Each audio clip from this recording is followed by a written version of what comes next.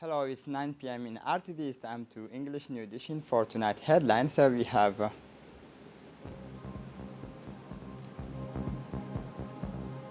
the basic education students resume their classes.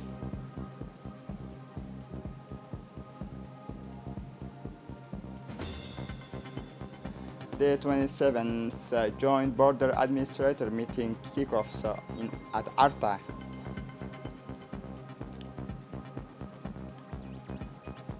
For the international scene, 28% of recorded species are threatened, warns USIN.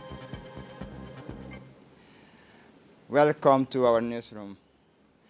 More than 152,000 students in basic and secondary education, including 6,572 preschool students, 75,571 primary school students, 47,796 as well as 23,000 students in secondary education and technical education and vocational training returned to their schools, colleges, and high school throughout the country this Sunday, September 5 and Monday, September 6, 2021. This year, to the start of the school year, is placed under the sign of prevention and barrier measures against COVID-19 under the watchful ease of teacher and the school principals. Children have all respected the barrier measures by washing their hands at the washing station installed in the schoolyard. It must be said that MENFOP has maintained the drastic measures taken since the outbreak of COVID-19 pandemic. As such, a batch of masks, hydroalcohol gels, and quantity of cleaning and sanitary hygiene products such as soap, detergent in the hand washing station have been implemented. In addition to prevention and barrier measures, this year is also placed under by MENFOP under the sign of transformation, performance, and excellence. As usual, the Minister of National Education and Vocational Training, Mustafa Muhammad Mahmoud, accompanied by senior officials of his department, visited several primary and secondary schools in the capital to see for himself the conditions in which students are being taught to several primary and secondary school in the capital to see for himself the conditions in which students are taught. During his tour, the minister ensured the availability of masks, gel, and hand washing station, and the point in all the school visited in the capital. The minister started his tour at the Republic School before visiting the school of Balbala 2 and 3, and finally Fukuzawa College. At each of these stops, the minister spoke with teachers, but also students and administrative staff to inquire about the conditions of this resumption. In addition, a special emphasis was placed on cleaning the toilet of schools and their immediate surroundings through the school year. It should be noted that the Djiboutian school will continue the implementation of the transforming project, which will take into account the new contents and programs that have been revised, corrected, and improved.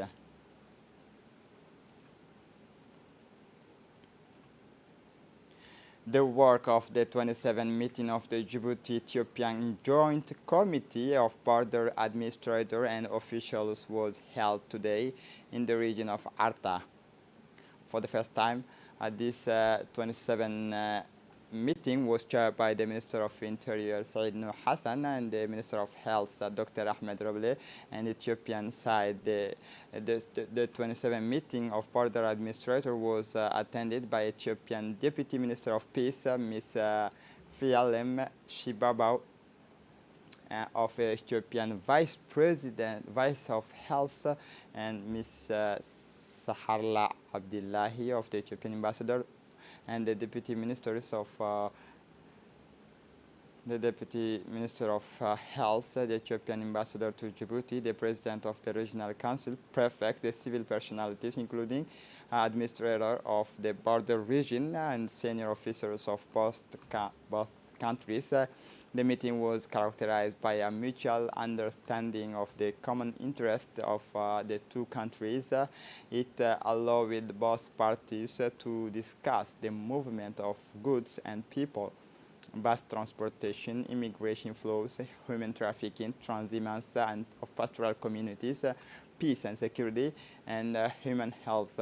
It is an atmosphere of mutual understanding that the two parties will jointly draw up minutes relating to the various points they have agreed to implement in order not only to improve the health of security conditions of goods and people from the region and on either sides on the borderline separating the two nations, but also to fight against illegal trade and immigration. Therefore, an effective and coordinated management combining the joint capacity of the authorities of the border region is essential for a better movement of goods and people between the two countries and the transformation of the cross-border areas into the dynamic and prosperous broadband places of exchange, meeting, and sharing.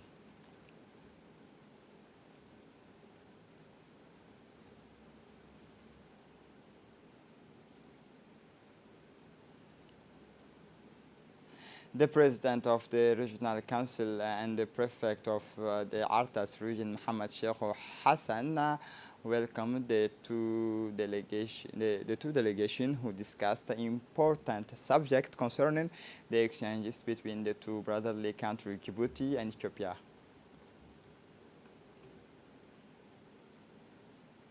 For his part, the ambassador of Ethiopia to Djibouti underlined that the 27th meeting of border administrators will discuss and exchanges on the ways and means to fluidify the exchanges between Djibouti and Ethiopia.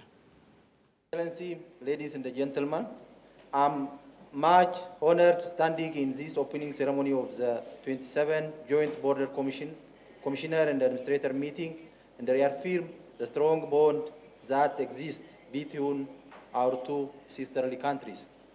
I would also like to reiterate my government commitment to further strengthen its cooperation with the government of Djibouti in multifaceted areas. Among the mechanisms that we set to strengthen our relationship in aspect is the Joint Border Commissioner and Administrator meeting, which has already brought fruitful results in the area of political, economic, and the social engagement between two countries. Finally, in the 2 days meeting, we are expected to discuss on border-related bilateral issues such as security, political, economic, and the social areas. The Minister of Peace of Ethiopia, Ms. Frialem Shibabau, announced that the relations between the two countries are based on the common social and cultural values. Our two countries share not only common cultural and social values, but also they share common destiny and shared vision.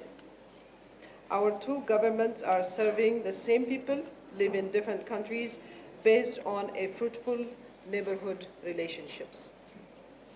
Very old historical bonds of friendship. Our two countries are also linked by solid ties that are nourished by the deep attachment of our two peoples to peace and development. The cooperation between our two sisterly countries has increased considerably beyond the commercial relations.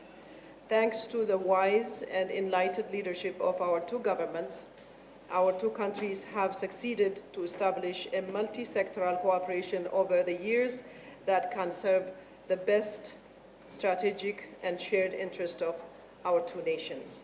Over the decades, Djibouti and Ethiopia have developed excellent social, economic, and infrastructural links that pave the way for the economic integration. Indeed, this should be the source of satisfaction to all of us and to both countries. Excellencies, ladies and gentlemen, despite our encouraging progress, and achievements in the foregoing strong economic and social ties between our two countries, there are also areas of mutual concern that we need our cooperation and collaboration to be strong more than ever. For his part, the Minister of Health, Dr. Ahmed Roble, while welcoming the delegation, underlined that the discussions on health issues will be important in this period of COVID-19 pandemic. Under the leadership of the Enlightened Vision and the Community of Destiny, the two countries have achieved an economic integration that is an example for the continent.